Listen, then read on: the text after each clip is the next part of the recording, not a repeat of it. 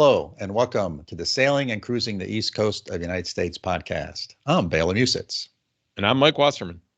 This is our podcast about sailing the East Coast of the United States. In some episodes, we will focus on passages and destinations, and in other episodes, we talk about boats, equipment, and techniques. And when we come across an interesting person, we'll try to get them as a guest on the show. But before we dive into this episode, I want to say a special thank you to our supporters. Several listeners are supporting the podcast using Patreon. If you'd like to support the podcast also, you can go to patreon.com/sailingtheeast. Yep, agreed, Bela. Thanks to all our supporters and our listeners. But today, I want to know, Bela, who are we talking with? Yeah, we have a really good guest today. So as some people know, you and I do another podcast as well. We do this podcast about business and entrepreneurship. And I was actually contacted on that podcast by someone who said, hey, I just wrote a book. Maybe it would be a good interview for that podcast. And I read the email I got and I said, you know what, this would actually, I think, be good for our sailing podcast. Mm-hmm. So I did a little switcheroo and I called them back and said, hey, I think you'd be a much better guest on our sailing podcast. So our guest today is Angela Heisten. She, along with her two co-authors, wrote a book titled Wonder Year, a guide to long-term family travel and world schooling. And it's about her experience in traveling the world with her family. They're not sailors. They did it in an RV. But I think a lot of the things that they encountered and a lot of the lessons they learned are very applicable to those individuals who are thinking about, maybe I want to go for a 2 or 3 month or a 6 month or a 1 year or a 2 year cruise with my family. So you deal with a lot of the same situations. And so I thought she'd be a great guest. And I thought our conversation was wonderful. I really enjoyed it. So I thought it was a great episode. All right. This sounds interesting, Bela. You got me. You got my interest piqued. So let's get right to it. Hey, Angela, welcome to the podcast. Thanks so much, Bela. It's great to be here. I appreciate you inviting me. Yeah, sure. So, hey, let me ask you a question. If you're at a social event and at that social event, someone comes up to you that you've never met before, you get introduced, and after that introduction, they say to you, oh, so nice to meet you, Angela. What do you do? How do you answer that question? Oh, that's really interesting that you asked that now. I now say I'm a travel writer, and that's brand new for me because in the past, I worked in healthcare and biotech and all kinds of different things. But this book has made me a travel writer because we have both a book and a blog and newsletters, and it's now become a passion. So yeah. I love talking about it, and it's what I do. Super. So the book is titled Wonder Year, a guide to long-term family travel and world schooling. Yeah. So give me the 5,000-foot overview of this book. Sure. So world schooling is about being usually a long-term traveling family who uses the world as a classroom for their kids. Now, it certainly can be people doing that on shorter durations too. And there are quite a few memoirs about families who have done it. And as you and I have talked about before, there's also YouTube channels and blogs who talk about the experience. But there is not really a soup to nuts guidebook for how you do it. And when I embarked on a journey with my family, we traveled full-time for 2 years. I was piecing it together from all different places. So I was going to blogs, I was researching online, I was taking notes as I read those memoirs. And so I went on a journey for 2 years. I came back, and what I found was I was having conversations with other families, giving informal advice and really connecting over this lifestyle. And so I teamed up with two co-authors a few years ago to write the first book about it. So it really takes people all the way from the initial idea of, do we want to do this as a family, all the way to the end of coming home and everything in between. Yeah, wow, that's great. And I thought for our listeners, being a sailing podcast, we have some listeners who are dreaming about or planning or are on extended trips oftentimes with kids and a family. Mm-hmm. So I thought this was very appropriate for our listeners. So tell me, one of the things I think about is education of kids. And if you have school age children, you can buy curriculums that take you through the second grade or the sixth grade, and you can do the homeschooling, right? There's a whole industry that's set up for doing that sort of homeschooling. But your approach is slightly different than that, I think. So talk to me about that and sort of what your thoughts are. Absolutely. You're right. That's actually where most people believe they should start. And that was true for me too. I'll just start briefly about my own experience. When I decided to take my kids out of public school, the first thing I did was, what package am I going to use? And I talked to all the other homeschooling parents. And really, our book is about taking a big step back and saying, what do you want for your children? What do you want them to learn? What are your goals and objectives as a family? How do you want to learn together? What might be required of you if you're planning to go back into brick and mortar school after your long-term sailing adventure? What are the constraints that you have to consider about Wi-Fi and all of those things? And only then, after you've built that framework, think about what's on the menu. And the point we try to make is there's so much more on the menu besides packaged curricula. It's absolutely a wonderful option, especially now that families have really learned how to school remotely during and post-COVID. We all got a big immersive experience in that, right? So it can be a wonderful part of the menu for many families. And even the packaged curricula has such an amazing array of options. It can be things that are self-paced. Kids can tune in to classrooms where they see other kids. You can have real-time learning. So the packaged curricula is one important thing, and we try to offer resources around that. But another big part of it is that we really try to expand on is using the world as a classroom based on the opportunities it presents you. Sure. And when you open up your mind to that and you really get curious as a family on what's out there, the opportunities are almost endless. And so what families find is if they can, reframe their thinking, it actually gets usually a lot easier because you're not just what curriculum and do I need to be on Wi-Fi? Again, that might be part of the story, but it doesn't have to be all the story. Right.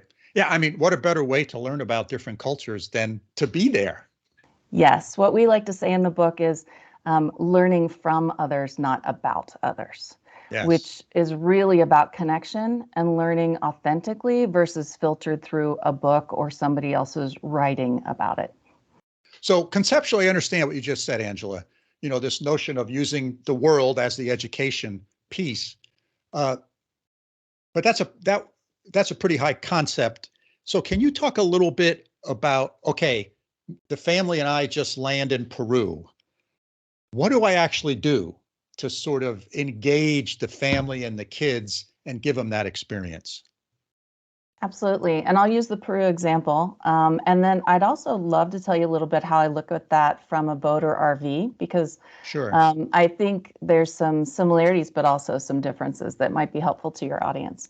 So what it looks like going to Peru is, for my family, we actually did go there, was starting to read about Peru before we went. So researching, and that was both nonfiction and fiction. So my kids were 9 and 12 when we set out, so they would have been 10 and 13 when we were there.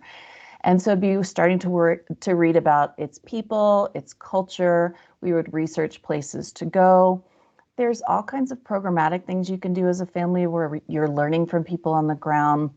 You can take classes, you can visit places for a day. You can tap into local schools. Some families even are on the ground for longer and enroll their kids in schools. That's actually not that hard to do in many places. So there's a lot of sort of preparation before you go, but it can feel very organic and loose. So I don't want to leave people with the impression like, oh, we're on this mission to learn about where we're going.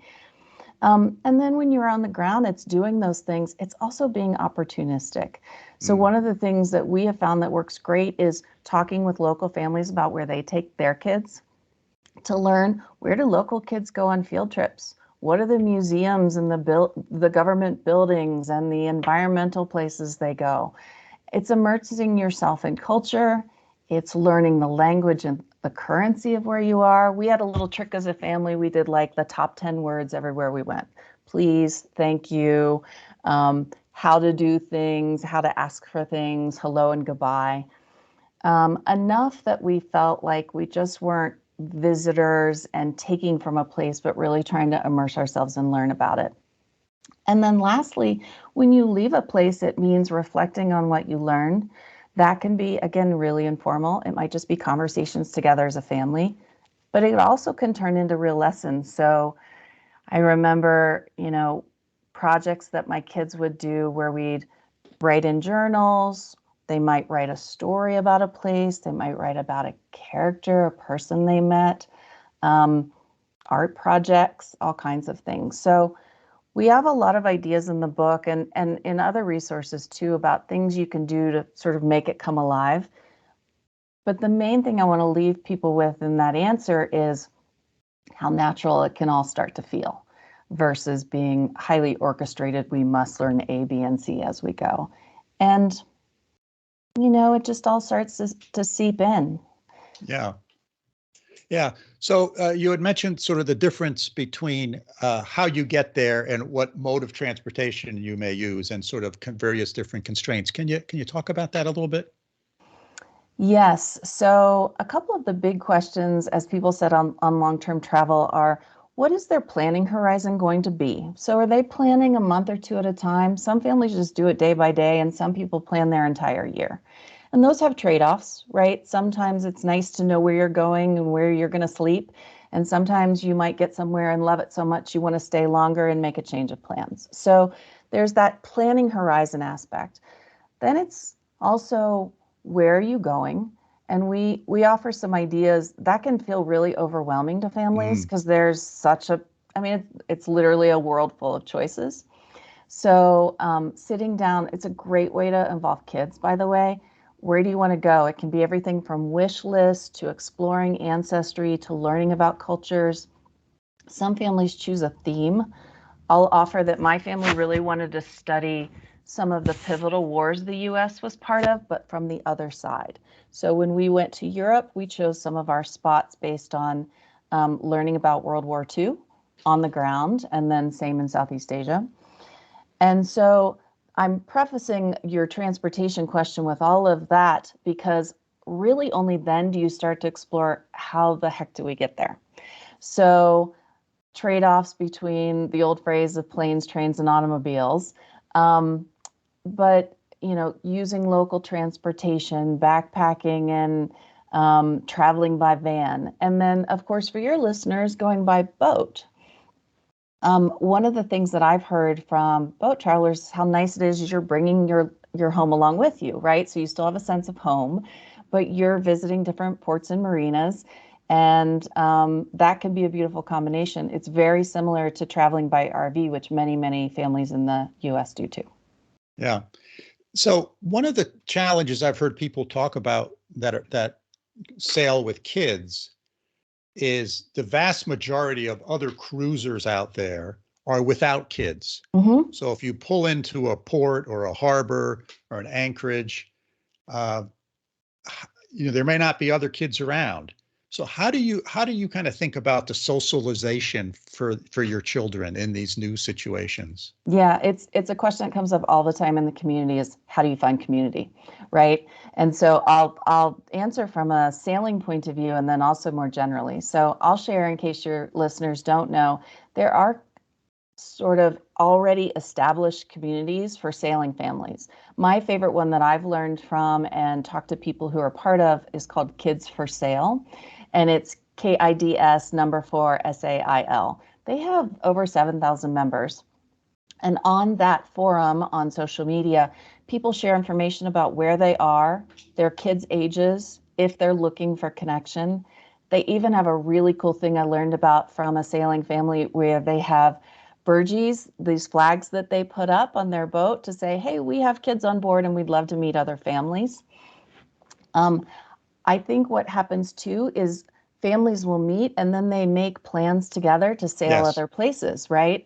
And so I interviewed a family that sails up and down the west coast of the US and into the Baja, and they will connect with other families. And then a term I learned was slinky, where they each decide who can travel at different parts or points in time based on weather and wave pattern, and re-meet in ports all the way up the coast. So there's a lot of finding each other in the first place and then finding ways to connect. I certainly know people who have made lifelong friends doing it that way. Yeah. So that's the sailing way. And then I'm happy to talk too about other things that happen in the world schooling community for families to find each other. Yeah.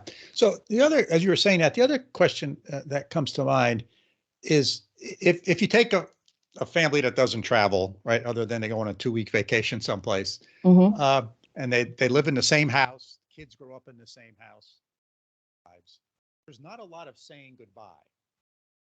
Whereas when you're living this, or I'll use the word dramatic lifestyle, Mm-hmm. there's a lot of saying goodbye because Yes. you sort of make some friends, and then they may travel with you for the next 2 or 3 or 4 weeks, but at some point in time in a relatively near future, you're going to say goodbye. Is there some special tips you have about helping your kids and yourself kind of deal with that? Yeah, I do think that one's different for every family, right?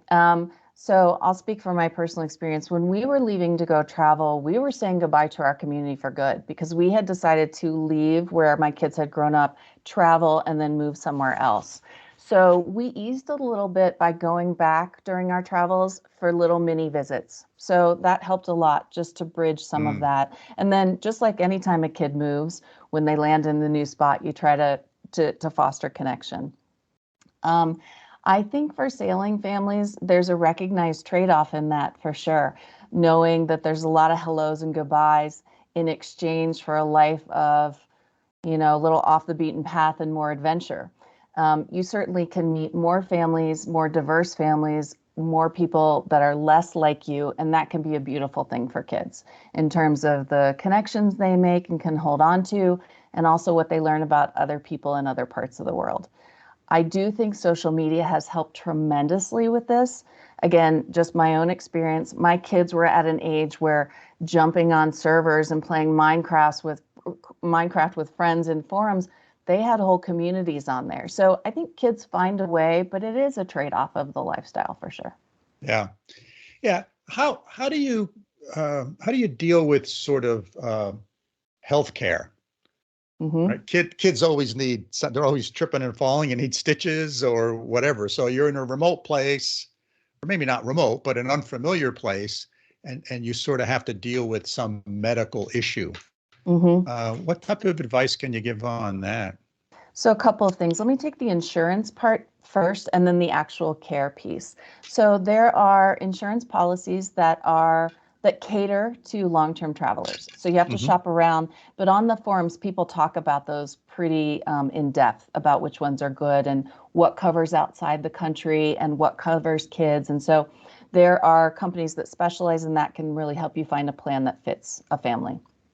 In terms of providing care, I'll go back again to living in an RV and being in some really remote places because it's similar to being out on the water where you don't have a first aid place right there. So we carried a really robust kit with us Hmm. in our RV that included not just the typical how to bandage, but different kinds of medication. Um, I would say like stepping up your game on what to be ready for. There's even a book, I don't remember the name of it right now, that I know some sailing families carry that kind of are like, even if you're having a cardiac emergency at sea, and you probably know more about this than me, but families I've talked to do the same thing. There are physicians that if you go to them and say, here's my family's plan, we're going to be pretty off grid or out on the water. There are physicians willing to kind of stock you up with things that, for example, might treat a UTI or Right. some other kind of infection. And with kids along, what those things might be, parents know pretty well and can find a physician to work with them so that they're ready for it. Yeah. Yeah. Excellent. And what about accessing sort of the local facilities, the emergency room or the hospital or a local doctor? Unfortunately, I have a little bit of personal experience with that. I ended up in an emergency room in New Zealand myself. Spent a day there having no idea how my care would be covered. Was there about 5 or 6 hours, and as I departed, was met with a really profuse apology that I was going to have to pay out of pocket because I was not a citizen. and met with a bill of about $178 for that day. So Yes. all joking aside, we've not had trouble seeking care in the world, especially for emergencies. In that case, for me, I called home and got direction from both my physician and my insurance company, and that's always the guidance we give. So if you maintain those connections, they can usually steer you right. In addition, if you're anywhere near a consulate or embassy, they can also help direct medical care in an emergency for U.S. citizens. Yeah. Yeah. Uh, what about other sort of tips about food and water and those types of things? Yeah, so doing your homework is huge. So water, a lot of places get a bad name and actually have fine water, and the opposite is true as well. We encourage long-term family travelers to bring some kind of filtration system with them, and those have become so small. There's things Yeah. like Life Straw and others that are really compact. So when we talk about essentials, that's one thing we always suggest people bring along. There's food safety in terms of what's safe and whether or not, for example, produce has been rinsed in water that's safe and those kinds of things. So the same principles apply. Do your homework. One of the things I always tell people is when I say do your homework, it's tapping into expat communities is a great resource because those are people who have been on the ground and learned what to do, and you can learn from them, and they tend to be really welcoming to new visitors. But in addition, the other part of food safety is that some people have food sensitivities or allergies, and we get asked that question a lot. There are now cards you can print out and carry that explain your allergies in the local language. Really helpful for families navigating that. Both inquiry or you can list your own things in the language. I think eating gluten-free has gotten a lot easier. I will tell you, in other countries that I've been to traveling with friends, one of their children has a gluten-free, very extreme. I have found other countries really friendly to that and offering a lot of resources, particularly more so in the last 10 years. So I like to say that it's navigable and it requires an extra layer of work to make sure you're keeping your family safe. Yeah. Yeah. A lot of folks kind of think about doing a year or two sail around the world. They think about sort of selling their house, cashing everything out. What kind of tips can you have for sort of financial management and parameters and sort of planning? And also, are there ways other than creating a YouTube channel to sort of make some income along the way? Yes. So we dedicate a whole chapter in our book to this topic because it's the first thing people ask, how can I afford it? And one of the things we really, really hope people hear is that you don't have to be wealthy to do this. There are many families using many creative approaches to fund long-term travel. And it can include what you just said. So you said a couple of things there. You might sell your house and use that for funding. It does mean you probably have expenses when you get back to reestablish yourself. Other people rent out their house. They might rent it long term. They might become an Airbnb or other short-term rental. Some families do house swaps where they swap with another family and then each party is saving on accommodation. So there's all kinds of ways to use your personal property. The second part you mentioned is making money. So I've spoken with families that saved for 10 years before they launched. I've spoken with families who saved nothing and said, we're going to figure this out as we go. And it's everything in between. In the book, we try to outline that there are multiple ways to earn money on the road. So it can be now, so many more people are remote workers. The term digital nomad, of course, gets thrown around. That can be digital work, but it can also be other kinds of things. I mean, they might be using a computer, but I've interviewed families who are therapists, for example, and see clients online, or lawyers, or whatever else it might be. There are other trades that are welcome wherever you go. So there are massage therapists, there are teachers who take jobs where they go, save up money, and that funds the next leg of travel. You talked about the YouTubers. I think that's the teeny tiny sliver. Like, to be able to really make money on social media takes an enormous amount of effort and a heck of a lot of skill and luck. And so I try to advise people to not count on that. If they want to load their energy into that, wonderful, create a good plan. but it's really the few and far between who are able to do that. But you have people who sell on Etsy, they do import export. We dedicate a whole page in our book to, I gathered all the different roles that people were doing while they're working, and they're hugely varied. And it was pretty fun to learn about all the things that people are doing while they're on the road. Yeah. Yeah. YouTube is highly overrated for a way of make a sustainable income. Yeah. And it is very few people who actually do that. You know, I interviewed somebody earlier in the podcast that a young couple, and they went off, they bought a boat, sold the house, you know, did the whole thing. They dove in head first. And his wife went and worked for an air conditioning and refrigeration place down in Florida, because they stayed down in Florida for like a year, and picked up that skill and that trade.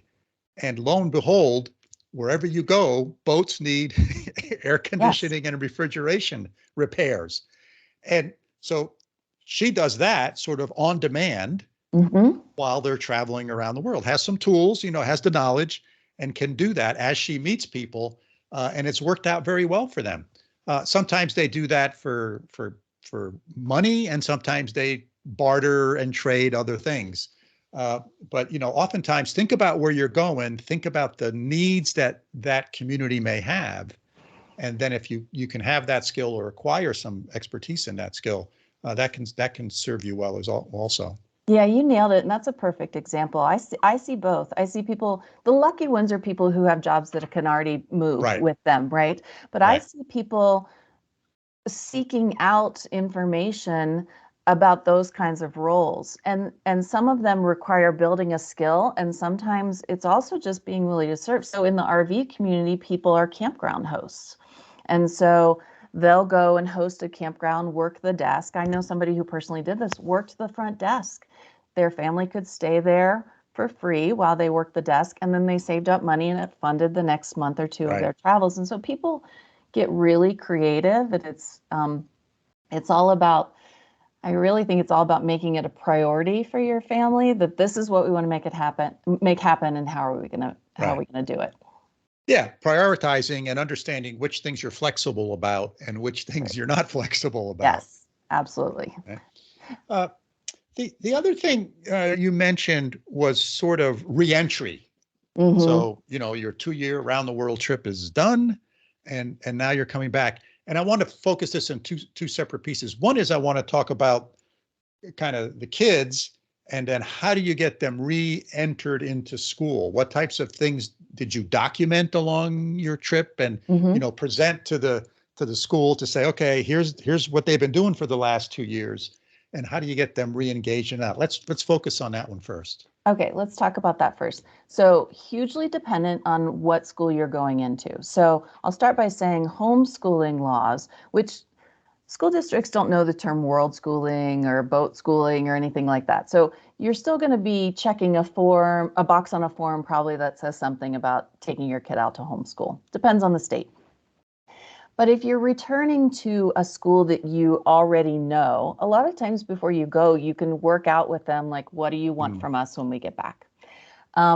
Sometimes you go out and you're gone longer than you think, and that sort of falls apart, and you end up, you know, you started in 5th grade and you're coming back in 9th, right? So it doesn't apply anymore. Then there's the people who have no idea where they're going to return. So first of all, it's what can you already learn before you go?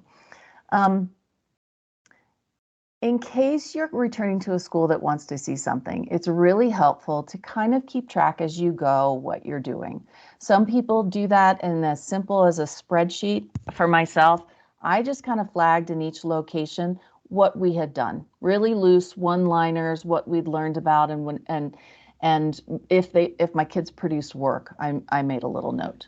Some people actually keep a portfolio of work that they can demonstrate, you know, what the kid has produced while they were gone. There are places, if you're homeschooling particular states, that require check-ins along the way, either approval of your curriculum or tests along the way to show progress, but it's just really dependent what state you're working with. I will tell you, I did all of that work for my kids, and when I came back and enrolled my kids in a new town, They didn't know us at all. We came from a different state. All they did was ask their birth dates and slot them into the grade based on their birth dates. They didn't ask me for a thing. So it can run the gamut. Did you tell them you had been traveling around the world, or did you just say we're new to town? I told them, and they couldn't have been less curious about that. And I mean that in the kindest of ways. Yeah. They had, a big school my kids were sliding into. They didn't care about me documenting or showing any of that. They were kind, but they didn't care at all. Right. And Interesting. that's not true everywhere. Absolutely. Yeah. I certainly have interviewed families who had to be much more robust. But I think it's, maybe it's kind of assessing the risk for yourself so that you have enough in case you get asked, or if you know for sure you're going to need it. Right. Interesting. What about the sort of reentry as a family? Now you moved to a new community, so it wasn't going back to where you all were previously. You sort of got the double whammy on reentry, maybe. What are some tips in that area? I will say my two co-authors both returned to their original community, so we've been able to talk about this together. So for my kids, it really did look like a move, like for, most families, and many families have experienced that. New kids, new schools. Sure. So when we got on the ground, it was like, where can I plug my kids in so they can start meeting some people? We got to our new location, I think in March or April. So right at the end of the school year. One kid, I did not re-enroll in school to finish out because he would have been in 8th grade, and that's when everybody switches around. He just started in high school in the fall. My other one really wanted to get involved with kids, and so we put him those last couple months of the year, he went ahead and enrolled. So part of it is getting on the ground and replugging back in with other kids. More than the academics, I think it's easing that socially for your kids if you're going somewhere new. And then if you're returning, your kids have been living a really different way. And there's some culture shock coming back for everybody in the family. They call it reverse culture shock. It's one of my co-authors was in the Peace Corps, and she said they used to do pretty robust training of like, what's it like to come back after this different, what can some people call crazy, alternative experience, and try to slot back into what we're used to as U.S. society. There's some culture shock there. So they did big training on this. That's why we devoted a chapter to it. Is like, what are the things you think about plugging in socially, trying to keep the conversation alive about what you've experienced.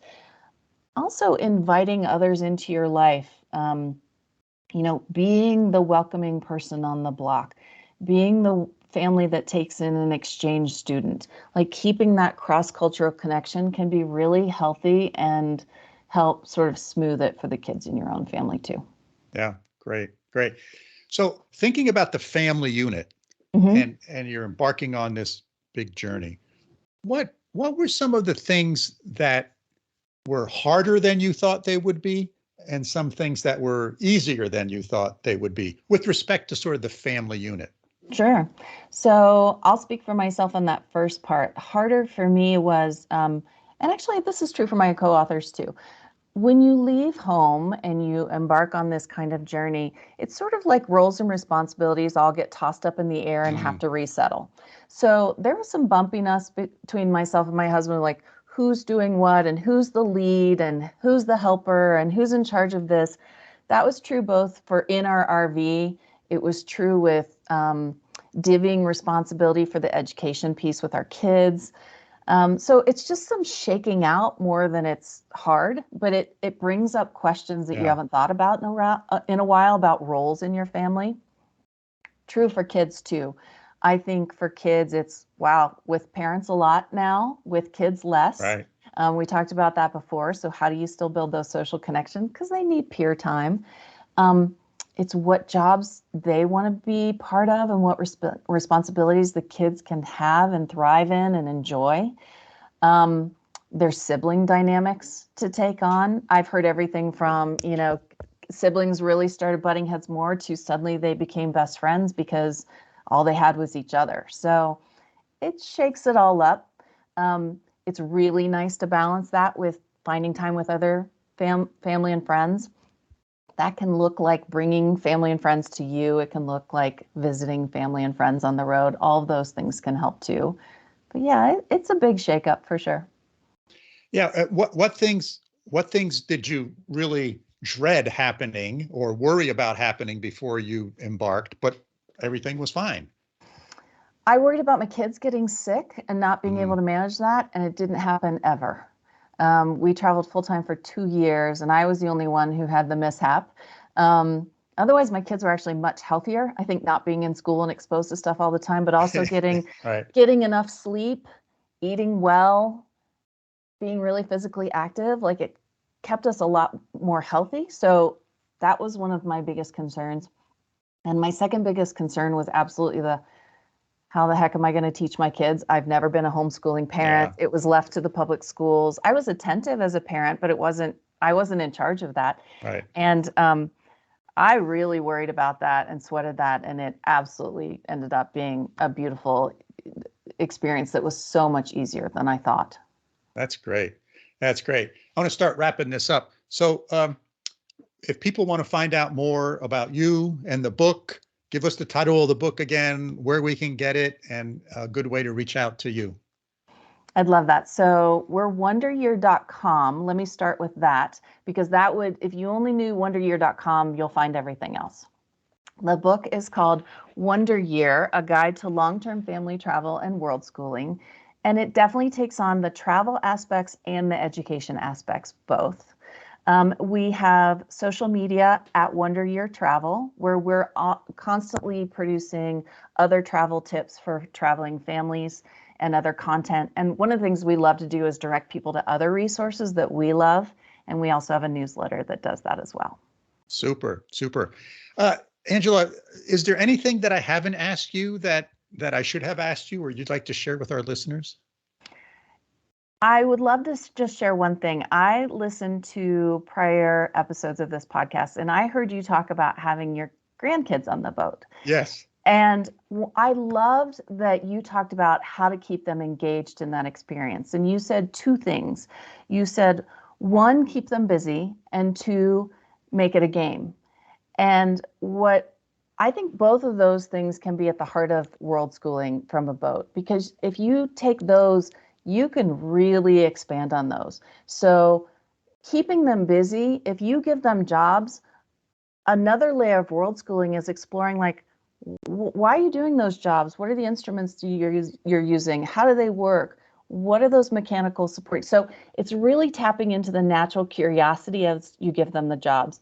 And then the same of making it a game. I think you said something about counting boats, right? Yes. So counting boats and then saying, well, where might that boat be from? Where might it be going? How's it different from our boat? How's it the same? If it's a commercial boat, what's it carrying? So I use that example because the moment you say to yourself, kids are born curious creatures, and you just start playing with questions and getting creative, you're already naturally world schooling, and it can be really easy for families. Well, that's great. And I'm glad you reminded me of all that because on Saturday we leave for another week with the kids on the boat, the grandkids on the boat. So I'll have to make sure that's in top of mind. Yeah, there's a section in our book that's like starter ideas, and Yeah. it's all things you can do without materials or books or being on Wi-Fi to just like get the gears turning for the whole family of like, what can we get out in the world and ask and learn about? Yeah. Super, super. Hey, Angela, you've been a great guest. I really enjoyed our conversation. Thank you so much for being on the podcast. Thank you very much for having me. It's been so great to talk to you. All right, Bela. So what do you think? If you had to do it all over again, would you do something like this with your kids? Oh gosh, that's a good question. I think, my kids are now in their one's almost 40 and the other one is over 40. So 35 years ago, 30 years ago, I think it was much harder to do this. Let me reframe that. Let me rephrase that. I don't think it was harder, but there was less information out there on how to do it and traveling to different countries. It was, the internet has really opened this up, and people like Angela, it's easy for them to share their story and learn from it. And the book is very much almost a how-to book. It's a great book that's filled with wonderful suggestions. You know, it's not a novel. It's I would describe it more as a how-to book. And so I just don't know if I would be willing to do that when we had young kids. Now, I will say that one of my sons who has a 2-year-old, I think they're thinking about something like this. And I actually gave them a copy of the book. I said, hey, you know, you guys ought to read this because I think they have that wanderlust gene in them, my son and his wife. And I think that, you know, they might actually do something like this. But I just think it was a different world 35 years ago. And the infrastructure and the communications and all that kind of stuff, you could do it and people did it. But I think it's gotten more easily accessible to a much larger number of people right now. Sure. We've had so much technological innovation in the last several years that we talk about in a completely different context, right? In terms of the ability to stay in touch, the ability to access information when you're gone. I mean, whether that's weather information on the, you know, right electronically or this or digital learning materials, right? But this idea that you can pretty easily anywhere in the world be in touch and have access to the web is new, right? And I think a lot of younger people take that for granted, but our age, no way, right? This is pretty important, and it's not something we should take for granted. So yeah. Now, okay, another question. How does preparing for a trip like this, so let's say you were doing the sailing version of this, how would this, to prepare for a trip with kids, differ from a trip with other adults? Similar, like we've had several guests on the podcast that have done like long distance trips in recent years. What seems like, hey, and you know, you've got grandpa perspective now too with your young grandchildren. Right. What do you think is something that's a little bit different with kids than just a couple of adults doing this? Well, it's no different than, you know, two couples with no kids going on vacation to the beach for a week versus two couples, each with two kids, going to the beach for a week vacation. And we just got back from a week with the grandkids, right? Just Elaine and I and our 9 and 7-year-old granddaughters, and their parents weren't there.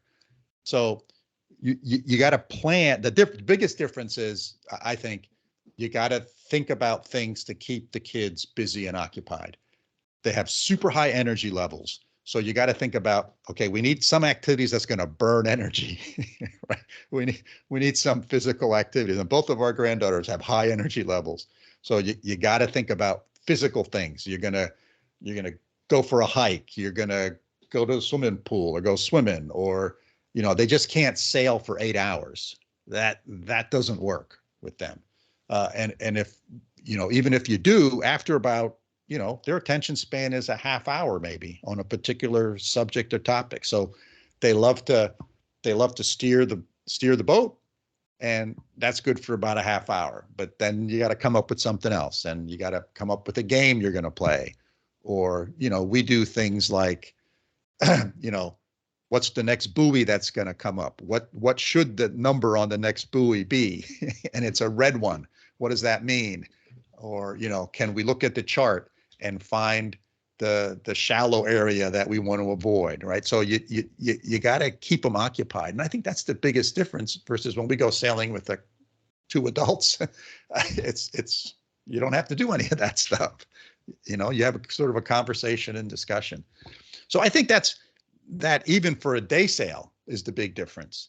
And I think when you're doing a longer trip, then you really got to think about, okay, where are we going to stop? We're going to get off I think you got to be able to get off the boat a reasonable number of times, you know, walk around, explore. I don't know. That's sort of my thoughts on that. Cool.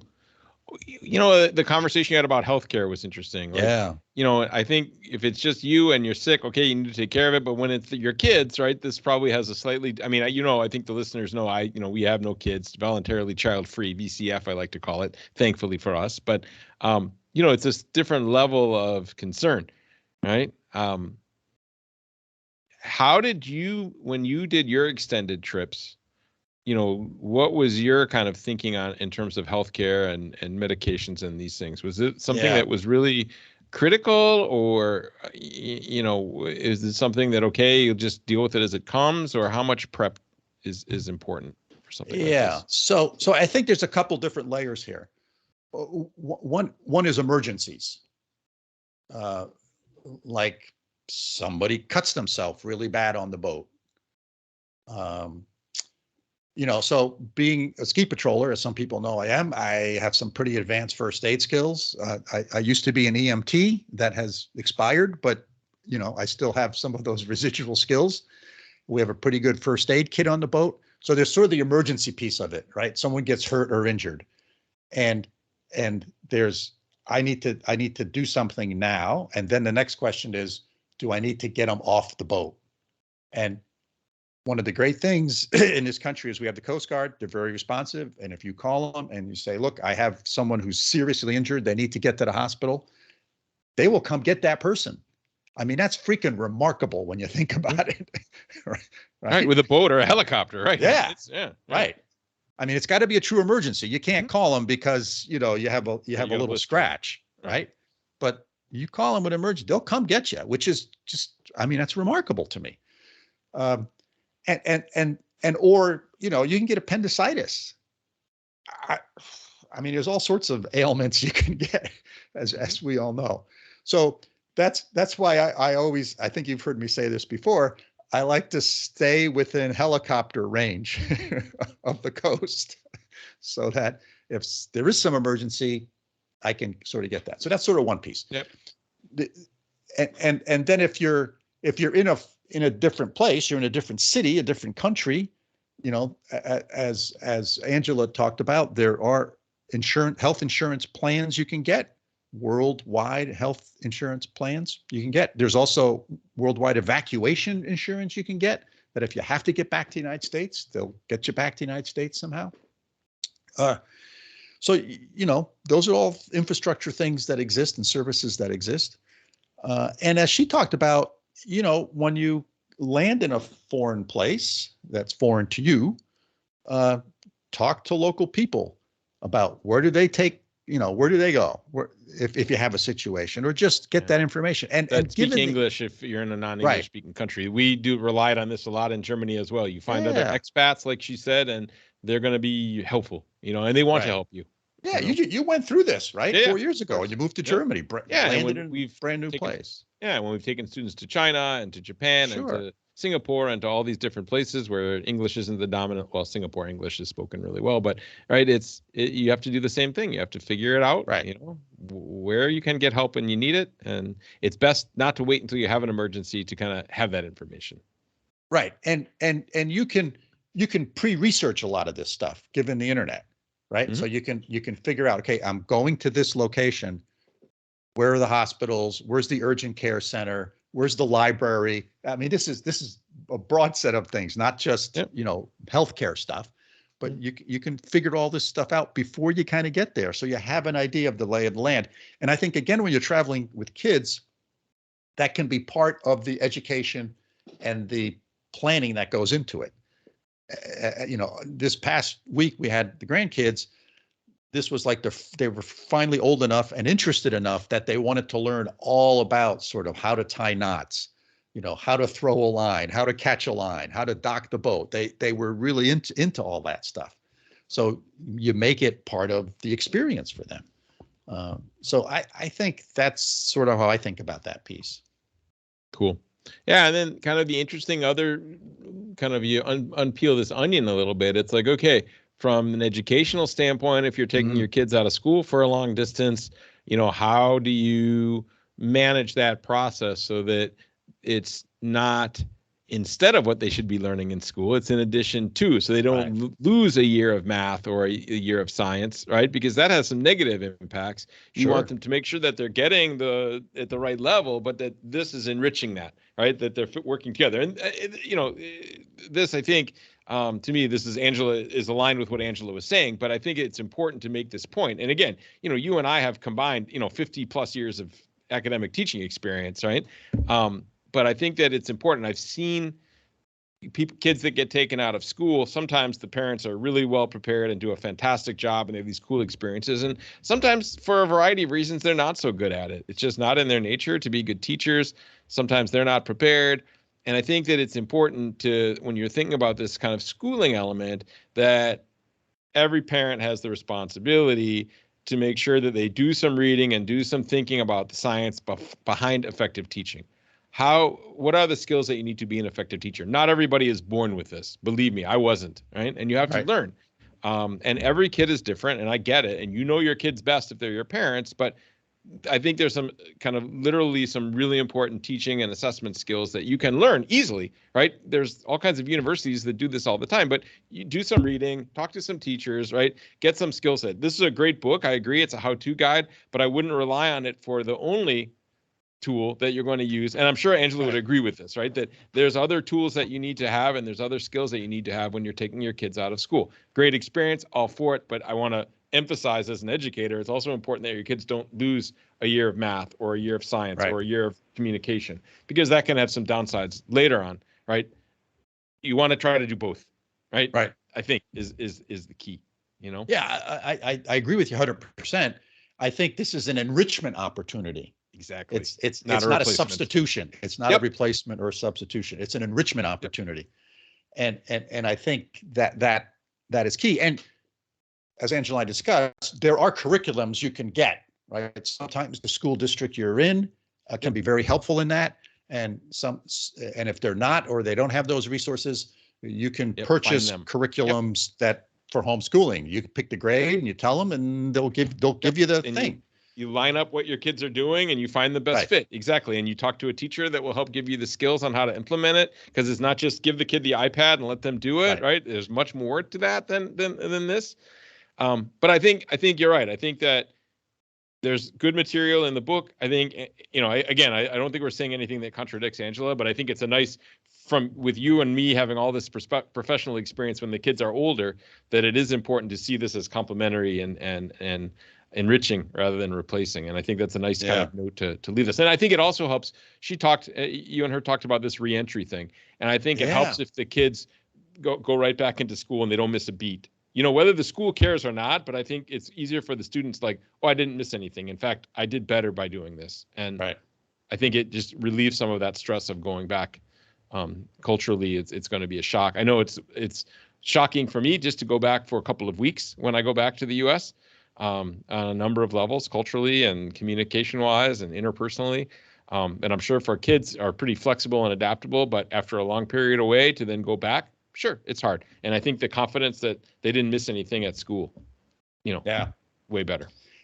Yeah, I thought that in the book, and Angela and I talked about this as well, this notion of talking about your exit, right? We're going to leave this place, we're going to go do this, and making that a family conversation and involving everybody in that conversation and process. And then also thinking about the reentry, as you just talked about. So they thought about both of those. They didn't just think, oh, okay, well, we're done traveling now. Right, we're home.